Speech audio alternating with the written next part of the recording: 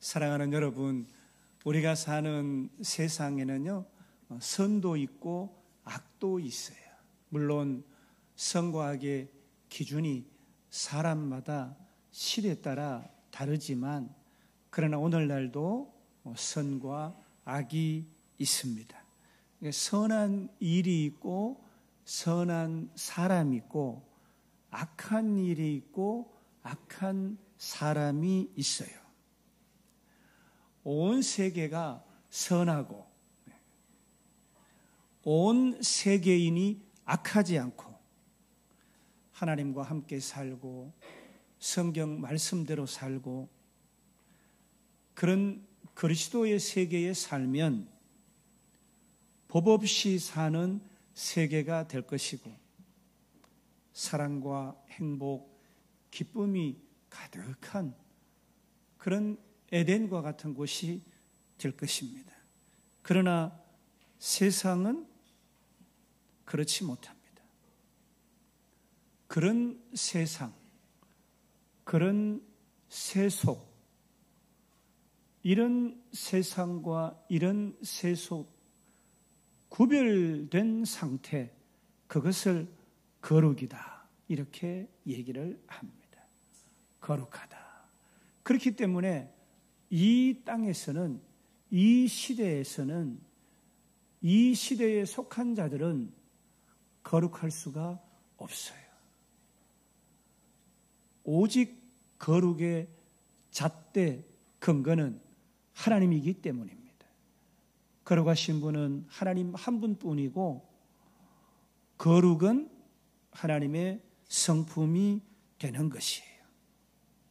오늘은 영적 개혁 시리즈 7번째 거룩을 회복하라 라는 주제로 말씀의 은혜를 나누려고 합니다. 오늘 우리가 읽은 성경 본문 베드로전서 1장의 말씀은 그 수신자들이 1절에 보니까 본도, 갈라디아, 갑바도기아, 아시아, 비두니아 등지에 흩어진 나그네들이라고 성경은 기록합니다. 로마 제국, 로마의 속국으로 로마의 통치 지배 가운데 살던 이 속국민들은 특별히 그 가운데 신앙 가진 그리스도인들은 사회적으로, 경제적으로, 정치적으로, 종교적으로 불이익과 핍박을 많이 받았어요. 예수 믿는 것 때문에 화형에 처해져서 길가에 가루등같이 온몸에 기름을 부을러서 그렇게 화형당하기도 하고, 예수 믿는 것 때문에 그들은 시민으로서의 대접을 받질 못했어요. 그래서 세상 속에서도 이 예수 믿는 사람들은 이방인 취급을 받았어요. 세상 가운데 살지만 세상과 구별된 자들, 이들은 한마디로 예수 믿는 것 때문에 정체성의 혼란 속에서 내가 세상에 지금 살고 있는데 세상 사람인가? 내가 예수 믿는다고 왜 이렇게 대접받지? 늘 믿음의 긴장과 세상과의 타협, 그 유혹 속에서 살아가고 있었습니다. 오늘 우리 그리스도인들도 이와 같습니다. 예수를 믿는 신앙이 있지만 세상 가운데 살면서 세상의 유혹 가운데 살기도 하고 세상의 따가운 시선 속에서 살기도 합니다. 때로는 이와 같은 환경뿐만 아니라 그리스도인 자기 자신도 마음속으로 내가 어느 편에 서야 될 것인가, 내가 지금 참된 선택을 하면서 살고 있는지 고민을 갖고 살기도 합니다. 베드로는 전에 알지 못할 때에 누구를요? 예수를 알지 못할 때에 쫓던 사욕을 버리라, 이렇게 말씀합니다. 이방 종교, 세상 가치관 속에 살다가 이제 복음을 받아들이기는 했지만 여전히 옛 습관과 정욕의 잔재와 씨름하고 있는 상태이기 때문에 전에 알지 못할 때 쫓던 너희 사욕을 이렇게 상기시킨 것입니다. 당시 성도들은 박해로 인해서 정신을 잘 차리고 건신을 해야만 온전한 그리스도인이든지 아니면 예수를 알기 전에 쫓던 사욕에 매여 사는 사람이 되든지 그런 분명한 구분이 되어지게 되었던 것이에요. 베드로는 예수 믿는 소망을 끝까지 붙잡으라. 예수에게 소망을 끝까지 두라. 이렇게 권면을 합니다. 이 말씀은 단순히 어떤 도덕적인 요청이 아니라 예수 그리스도의 은혜와 그 재림을 바라보면서 현재의 고난을 이겨내라 라는 강력한 종말론적 권면이었어요. 사랑하는 여러분, 구원을 받은 신자지만 여전히 옛 성품의 영향력이 강하기 때문에 강력하기 때문에 우리는 끊임없이 회개하고 성화의 삶을 살아야 되는 것입니다. 그리스도인들은 오늘 그리스도인 된 우리들은 끊임없이 회개하고 더 거룩한 삶을 살아가도록 노력해야 된다. 그런 삶이 우리에게 요구된다라는 말씀이에요. 너희를 부르시니가 거룩하니 너희도 모든 행실에 거룩한 자가 되라. 이 말씀은 세상 속에서 세상에 살면서 잃어버린 하나님의 자녀로서의 구별성, 그 구별됨, 신앙의 정체성을 다시 회복하라. 이 말씀입니다. 의식적이고 종교적인 거룩만을 말하는 것이 아니에요. 모든 행실, 생활 전반에서 거룩을 구별된 삶을 살아라 말씀하고 있는 것입니다.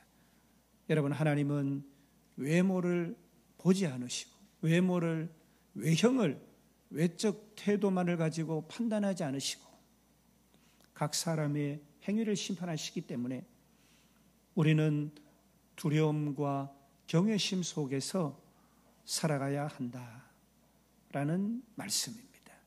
모든 행실에서 거룩한 자가 되라.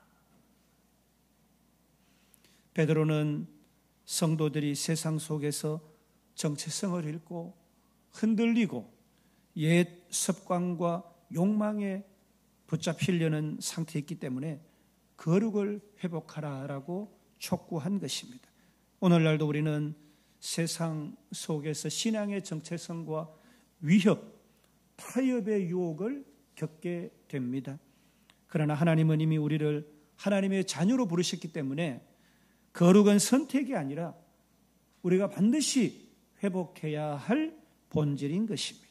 고난 속에서도 하나님께 소망을 두고 전지하시고 전능하신 하나님, 살아계셔서 자녀된 우리를 돌보시고 보호하시고 축복하시는 하나님을 의지하고 경외함으로 하나님 앞에서 살아갈 때 진정한 거룩이 드러나는 것입니다. 오늘 말씀은 흩어진 나그네 성도들에게 주신 권면이잖아요. 성도들은 세상 가운데서, 세상 유혹 가운데서 흔들려요. 과거의 정욕과 자랑과 세상의 습관 따라서 돌이키려고 하는 그 유혹을 강력하게 도전받고 직면해 있는 것입니다. 베드로는 오늘 우리에게 너희를 부르시니가 거룩하니 너희도 거룩하라 이렇게 명령을 합니다. 사랑하는 여러분, 거룩한 삶을 회복하는 것은 오늘 성도된 우리들이 반드시 감당해야 될 책무인 것입니다. 교회가 세상 속에서 가장 잃어버리기 쉬운 것이 거룩이에요. 하나님께서 우리를 부르신 목적은 단순히 구원받아 천국 가는 그런 것에만 그치는 것이 아니라 이 땅에서 거룩한 삶을 살아서 하나님의 영광, 하나님을 드러내는 것입니다. 성도된 우리는 왜 거룩해야 할까요? 우리가 거룩해야 될 그 근거는 무엇일까요? 먼저는 하나님이 거룩하시기 때문에 하나님의 본성, 하나님의 본성이 거룩하시기 때문에 우리는 거룩해야 합니다. 하나님은 거룩의 근원이시기 때문에 하나님의 자녀된 우리들은 그분을 닮아 거룩해야 하는 것입니다. 그렇기 때문에 하나님의 백성, 거룩한 백성은 우리의 정체성이 되는 것입니다. 우리는 어떤 존재들? 하나님의 자녀, 하나님이 거룩하시기 때문에 우리도 거룩해야 하는 것입니다. 두 번째로 우리가 구원받은 은혜의 목적이 거룩이기 때문입니다. 여러분, 예수 그리스도의 보혈로 구원, 죄사함을 받은 우리들은 그저 그 수준에 그치는 것이 아니라 새로운 삶으로의 부르심을 받은 것입니다. 단순한 형벌에서 면벌받는 것이 아니라 하나님의 거룩에 참여하는 그 소명을 받았다라는 것입니다. 그리스도의 십자가의 죽음은 우리를 구속, 곧 구원, 죄사함, 형벌을 면해 주시는 것, 거기에만 그치는 것이 아니라 하나님께서 죄 없으신 예수님께서 그 죄짐을 지신 것은 우리로 거룩을 회복하라, 거룩에 참여하라, 그렇게 우리에게 소명으로 축복해 주신 은혜예요. 성도는 세상 속에서 빛처럼 소금처럼 역할을 감당하기 위해서 거룩해야 합니다. 세상은요, 성도를 통해서 하나님을 만납니다. 그래서 왜 교회 안 가냐? 난 누구 때문에 교회 안 간다. 그렇게 말합니다. 성도가 거룩하지 않으면 세상은요, 하나님을 오해하는 것이에요. 사랑하는 여러분, 거룩하면 우리가 받고 누릴 복이 너무 많아요. 우리가 거룩하면 하나님의 임재와 교제의 복을 받게 됩니다. 시편 24편 3절로 4절 말씀에 거룩한 손, 깨끗한 마음으로 여호와의 산에 설 수 있다, 이렇게 말씀합니다. 거룩은 하나님과 깊은 사귐을 누리는 통로예요. 어떤 누가 세상 사람들도 술 먹자고, 유흥가에 가자고 누가 목사에게 와서 얘기를 하겠어요? 그런 사람이 한 명도 없어요.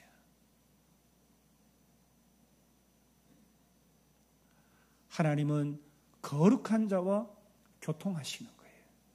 하나님은 거룩한 자와 교제하시는 거예요.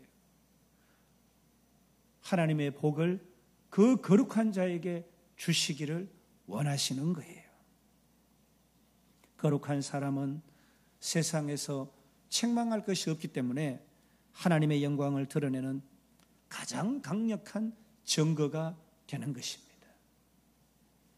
세상도 성공한 사람보다요, 거룩한 사람을 더 존경해요. 거룩한 사람을 더 기억하고 거룩한 성품을 가진 사람에게 감동을 받는 것입니다. 돈 있는 사람보다 거룩한 성품을 가진 사람에게서 감동을 받는 거예요. 죄 가운데 살면 두려움도 있고 불안, 어두움 가운데 있지만 거룩한 삶은 양심의 평안을 줍니다. 자유하게 해줘요. 로마서 8장 6절에 영의 생각은 생명과 평안이라. 거룩한 자는 두려움이 없어요. 늘 평안하고. 그렇기 때문에 그 생명이 어때요? 100%, 120% 활기를 띠게 되는 거예요. 축 처져 있고 어둠에 짓눌려서 자유하지 못하는 그런 자리에 있지 않게 되는 것입니다. 이제 마지막으로 우리는 어떤 거룩을 삶 가운데 실천하면서 살아야 할지를 살펴봅니다. 사랑하는 여러분, 우리는 소망을 굳게 붙잡는 거룩 가운데 서야 됩니다. 마음을 동여매고 근신하라. 이 말씀은 정신 차리고 흔들리지 마라. 어떤 유혹이나 미혹 가운데서도 단단히 서라. 이렇게 말씀합니다. 어떻게 해요? 허리를 동여매라. 이렇게 말씀합니다. 느슨하게 다가오는 이 유혹, 이 미혹 가운데 이것도 받고 저것도 수용해서 망하지 말고 바로 서라. 성도의 거룩은 세상 속에서의 안정만 주는 것이 아니에요. 예수 그리스도의 은혜와 재림을 누리게 되는 것입니다. 거룩한 자는 은혜를 받게 되는 거예요. 거룩한 자에게 하나님의 축복이 임하는 거예요. 거룩하지 않고 세상의 것으로 가득 차 있는데 하나님의 은혜가 들어갈 구석이 없는 거예요. 세상은 흔들리지만 소망은 흔들리지 않습니다. 우리는 두 번째로 정욕을 버리고 순종하는 거룩을 실천해야 합니다. 순종하는 자녀가 되어 전에 알지 못할 때 줬던 사욕을 본받지 말라. 과거의 삶으로 돌아가려는 유혹을 끊어야 합니다. 거룩은 단순한 외식, 단순한 모양만 아니라 순종하는 그런 삶, 그런 마음가짐이에요. 지난주에 제가 어떤 학생 상담을 했어요. 초등학교 때까지 찬양도 하고 예배도 잘 드리고 교회를 잘 섬겼는데 그만 어머니가 일로 바빠서 이 중학교 1학년 된 아이를 이 학원 저 학원으로 보냈어요. 나쁜 친구들 만나고 화장도 하고 가출도 하고 입에 담을 수 없는 여러 가지 어려운 상황을 만났어요. 상담하러 온 어머니가 제 앞에서 하염없이 눈물을 흘려요. 사랑하는 여러분, 우리 가운데 우리가 즐겨하고 좋아하는 것이 얼마나 많아요. 세상에 나가면 온통 유혹밖에 없어요.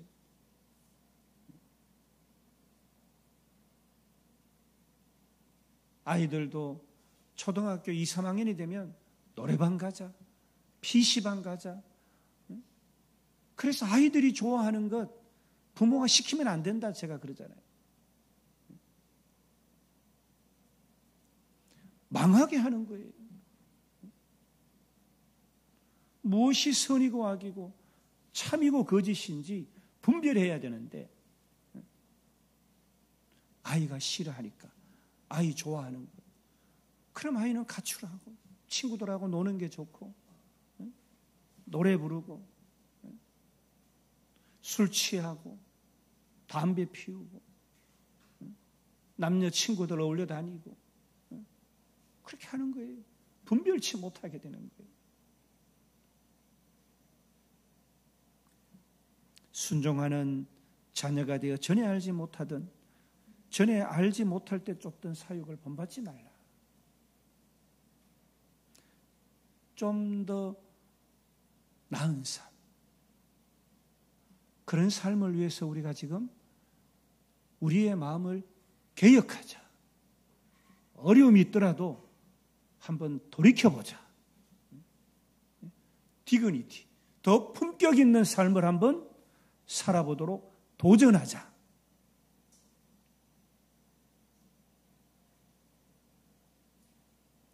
어떤 학생이 밤에 잠을 못 잔대요. 왜 잠을 못 자요? 할 일이 너무 많아요. 계속 폰을 보는 거예요. 아무런 유익이 없는데 폰을 보는 거예요. 계속 보는 거예요. 2시, 3시에 자요. 아침에 못 일어나죠. 머리가 아파요. 정신이 4분 5일 다 깨져 있어요. 제 눈에는 보이는데 그 자녀의 머리에, 그 가슴에, 부모 눈에는 안 보여요. 그럼 부모는 어떻게 해요? 몇 시가 되면 불을 꺼버리고 폰을 뺏어야 되는데 아이가 싫어하니까 그냥 둬요. 계속 병원 다니고 계속 잠 못 잔다. 계속 머리 아프다 그 소리만 듣고 계속 그렇게 살아가요. 거쳐야 되잖아요. 초등학교 5학년 어린 딸이, 사랑스러운 딸이 이 도화지만 주면 스케치북에 낙서만 하는 거예요. 그것도 한두 해가 아니고 여러 해. 그래서 도저히 안 돼서 신경정신과로 이 아이를 데리고 갔다는 거예요. 그러니까 의사 선생님이 그 자리에서 어떻게 했다고요? 책상을 쾅 치면서 그렇게 그리지 마! 그랬다는 거예요. 집을 그려! 이렇게 얘기했다는 거예요. 그러니까 아이가 막 하던 걸 거치고 집을 그렸다는 거예요.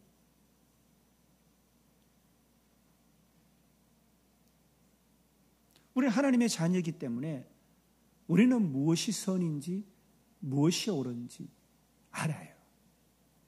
근데 그걸 어떻게 해요?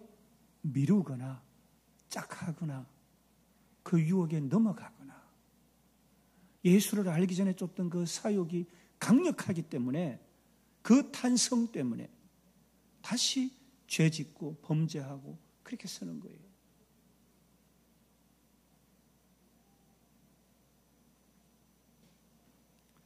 여러분, 몸을 바꾸려고 하면 운동을 해야 되잖아요. 체질을 바꾸려고 하면 싫은 음식 먹어야 되는 거예요. 우리 그리스도인들이 세상과 구별된 거룩을 회복하기 위해서는 하나님 편에 서서 하나님 의지하면서 하나님 도움받으면서 주님 나와 동행하시니 어느 곳에 가든지 주님을 의지합니다. And then 그래서 하나님의 거룩을 회복하고 거룩한 자에게 주시는 하나님의 은혜와 축복, 생명과 부활을 누릴 것입니다. 이렇게 해야 되는 줄로 믿습니다.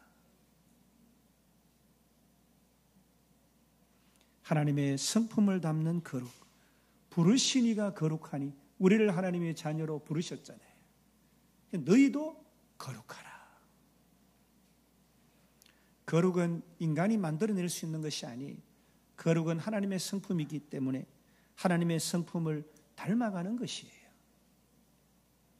우리의 행실 전반이 주님의 거룩을 반영하는 삶을 살아야 되는 것입니다.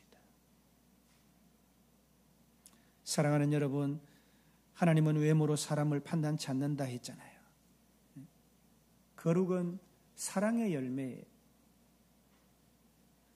하나님을 경외하는 경외의 표현이에요. 우리가 하나님을 어떻게 해야 돼요? 무엇으로 하나님의 거룩을 찬양해야 돼요? 입술로 찬양하나요? 우리의 삶으로 하나님의 거룩을 닮은 삶으로 하나님 앞에 서야 되잖아요.